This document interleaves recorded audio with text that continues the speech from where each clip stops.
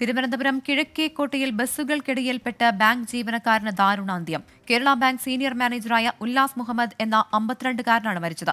അപകടത്തെക്കുറിച്ച് അന്വേഷിച്ച് റിപ്പോർട്ട് നൽകാൻ ഗതാഗത മന്ത്രി കെ.ബി. ഗണേഷ് കുമാർ ഉത്തരവിട്ടു. ഉച്ചയ്ക്ക് 1:45 കിഴക്കേക്കോട്ടയിൽ നടന്ന അപകടത്തിന്റെ ചിത്രമാണിത്. സീബ്ര ലൈനിലൂടെ റോഡ് മുറിച്ചു കടക്കാൻ ശ്രമിച്ച ഉല്ലാസ് മുഹമ്മദ് ബസ്സുകൾക്കിടയിൽ ഞെരിഞ്ഞമർന്നു. സിഗ്നൽ മാറിയ ഉടൻ KSRTC ബസ്സും കുറുകെ നിന്ന സ്വകാര്യ ബസ്സും ഒരുമിച്ച് അശ്രദ്ധമായി മുന്നോട്ടെടുത്തതാണ് അപകട കാരണം. തമ്പാനൂരിലേക്ക് പോകാൻ വേണ്ടിയിട്ട് ബസ്സിൽ കയറുന്ന സമയമാണ് ഓപ്പോസിറ്റ് ഇപ്പോൾ ഈ എതിർഭാഗത്ത് ഇങ്ങനൊരു സംഭവം നടക്കുന്നത്.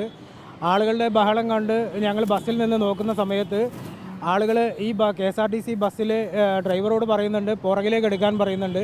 2-3 മിനിറ്റോളം അദ്ദേഹത്തിനോട് ആളുകൾ ഒച്ചത്തിൽ സംസാരിച്ചിട്ട് പുറകിലേക്ക് എടുക്കാൻ പറയുമ്പോഴും അദ്ദേഹം ബസ് പുറകിലേക്ക് എടുക്കാൻ തയ്യാറാവുന്നില്ലായിരുന്നു. പിന്നെ ആരോ ഒരാൾ ബസ് ഡോറ് തുറന്നിട്ട് അദ്ദേഹത്തിനോട് ഷൗട്ട് ചെയ്ത സമയത്താണ് ഈ ബസ് പുറകിലേക്ക് എടുക്കാൻ അദ്ദേഹം തയ്യാറായത്. കൊല്ലം വാളത്തുങ്കൽ വെൺപാലക്കര സ്വദേശിയാണ് മരിച്ച ഉല്ലാസ് മുഹമ്മദ്. ചാല മസ്ജിദിൽ ജുമാ നമസ്കാരത്തിന് ശേഷം മടങ്ങി വരും വഴിയായിരുന്നു അപകടം.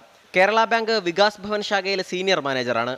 കിഴക്കേക്കോട്ടയിലെ സ്വകാര്യ ബസ്സുകളും KSRTC ബസ്സുകളും തമ്മിലുള്ള മത്സരം ജീവനെടുക്കുന്നത് ഇതാദ്യമല്ല.